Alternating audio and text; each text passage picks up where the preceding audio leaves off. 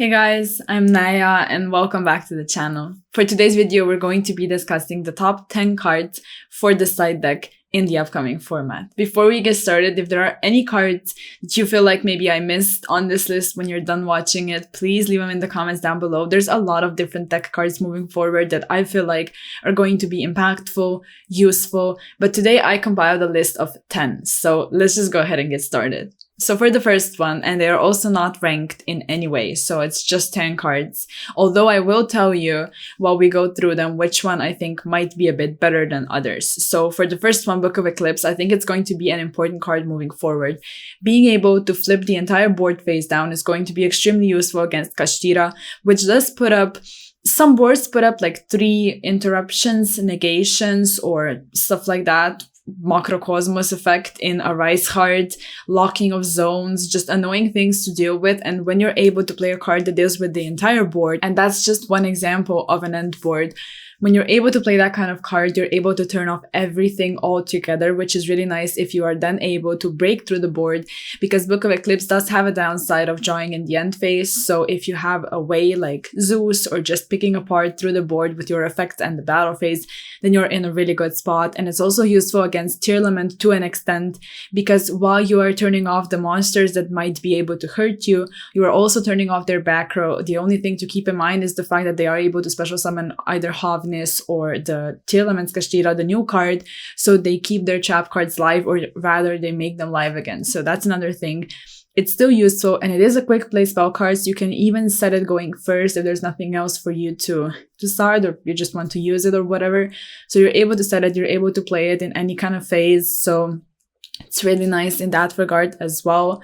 And it's nice against Flunder, for example, when you're going up against just a bunch of annoying birds that you don't want to deal with. Brand Despia also, because they are going to have much more board presence even post Photon Hypernova. And there's also like the fact that decks don't have that many negates anymore.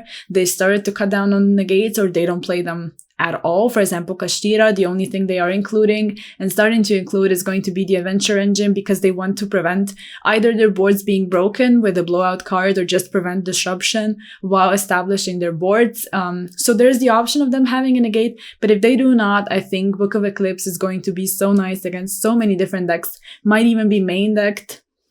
So there's that. And one card I did want to mention in tandem with Book of Eclipse is going to be Swords of Concealing Light.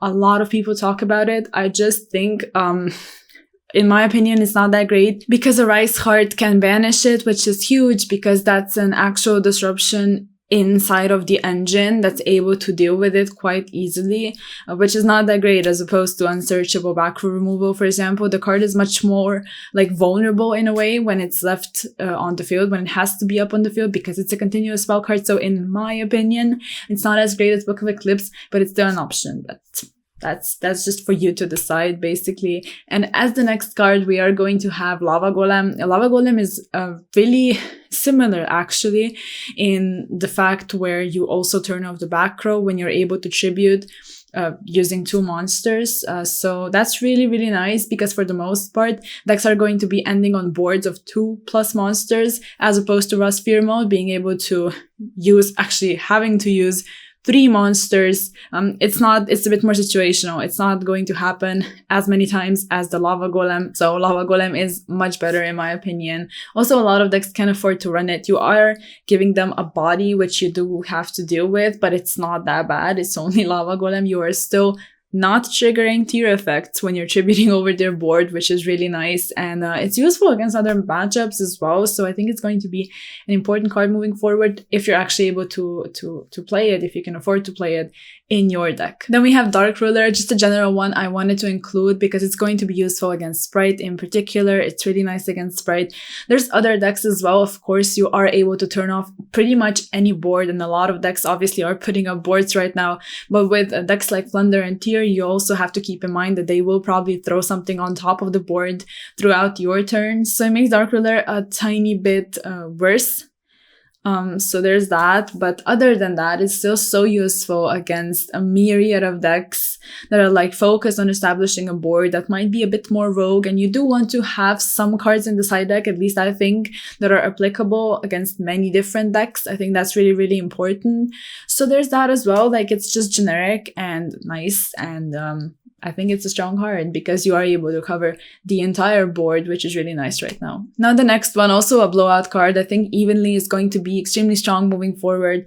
Still, if people like keep their decks the way they are, if they don't have that many negates and just cards to counter these types of cards like Evenly, Book of Eclipse are going to be very strong if you're able to basically make them keep only one card, and maybe they survive, you know, a bit because of the card they decided to leave on the field.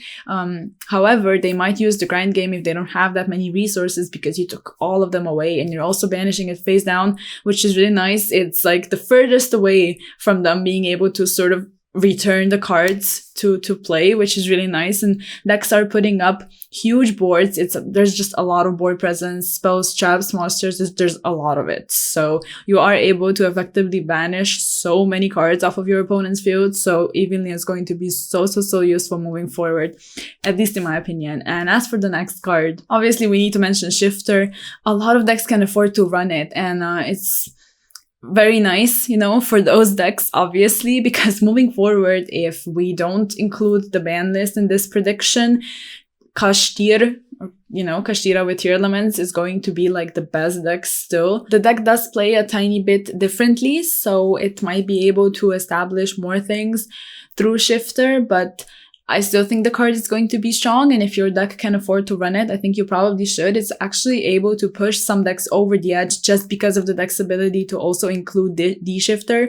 So yeah, I think it's going to be an important card moving forward. And as for the next hand trap, we're going to be covering Impermanence.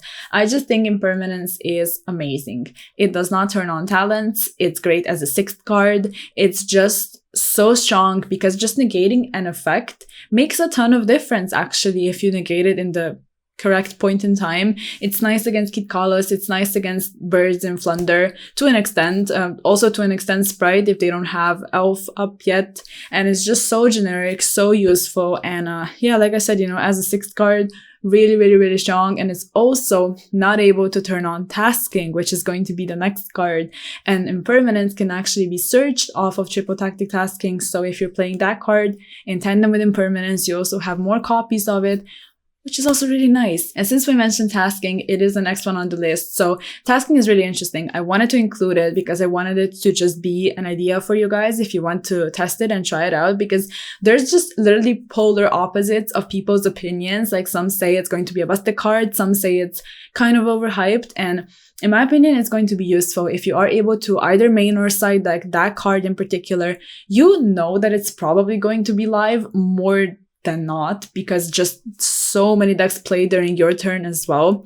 So there's that. And if you actually build the deck, it is going to require a bit more skillful deck building, I think. If you build it in a way that you know you have a bunch of targets for that card, I think it's going to be very useful. So you can either search non-engine going second, or just extra non-engine when you're going first, or engine, obviously, if you have normal spell and trap cards you want to get to.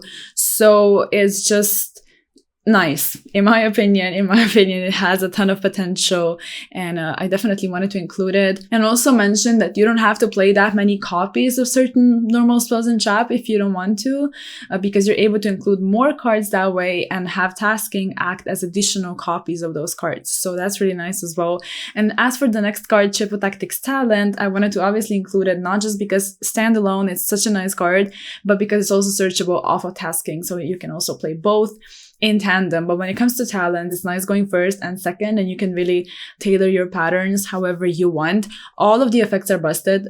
They're also going to be live again because everything is activating during your turn. And if you're able to take a monster, it's going to be extremely strong. If you're actually playing a Rise Heart in the extra deck and you're going up against Kashtira, it's just really nice to take control of it. Make your own Rise Heart. And even if not, you are easily able to crack boards. You can also just go for resources maybe, or also look at their hand, because it's really nice to know you're going to be able to take away their resources and also know what they are going to be playing. So it's a strong card all around, and I think it's going to see either main deck or side deck play moving forward. Now for the next one, we also have a hand trap. I think Nibiru is going to be better and better moving forward, simply because of Kashtira. It's really, really useful against that deck because they're not putting up negates. However, they are slowly transitioning to some adventure builds as well, so there might be that as well. So you need to keep all of that in mind. Maybe pair hand traps together with Nibiru, which was always a thing, obviously, because Nibiru is really, really, really strong, and it's also not bad against branded in certain situations, also against tier limit. Like, people don't play around Nibiru that much anymore, and if you know that the tiers you're about to tribute or monsters you're about to tribute from the board have either already activated effects, or you are going to be able to disrupt them in the graveyard and prevent them from either returning or triggering or whatever, like, if you're able to drop the Nibiru in the correct point in time, I think it's very impactful. And it's also a surprise factor because people don't play around it that much anymore. So I think it's going to be nice. I think it's an option for you. And as for the last cards, I wanted to include Bestios. Now, these ones might be just slightly falling off as the time goes on, just because tier versions are getting a bit different. Also, decks that might not be as dependent on light and dark attributes are getting better. And also the fact that tasking gets a bit better when your opponent controls a monster. With that, when Bestios are providing a body for them to activate tasking and get full value off of it, it makes them a bit worse. So I wanted to include them though, because the new one was announced to be printed as common in Photon Hypernova. So you can easily get 3 copies for extremely, extremely cheap and add them to your Bestio package in case you already own one. And if you don't, the prices might drop a bit because they don't see that much play anymore, at least in the main deck, but they are still nice side deck cards, at least in my opinion. And if the prices drop, you're able to just acquire the Bestio engine, because I guarantee you 100,000% is going to be insane at some point in time if they don't start hitting the engine, which they probably won't, at least not yet. So you might want to just acquire it and have it ready, or even side it still, because it's still nice against tier, against the branded Bestio, all of that. So yeah, that's pretty much it for the top 10 cards. There's different options, right? There's Gamma, which is also like not a bad card. And there's just many things for you to side. Like there's Regeki, there's obviously Harpies and stuff like that. So just, there's a ton of options. But I did want to like include and mention all of these 10 cards specifically because I think they are the best ones. So if there is anything else that you would like to discuss in the comments about any kind of card, tech card, whatever it may be, please feel free to write it in the comments down below. So if you like this video, of course, please like it, sub to the channel, check out all of the social media, and I'll see you in the next video. Bye.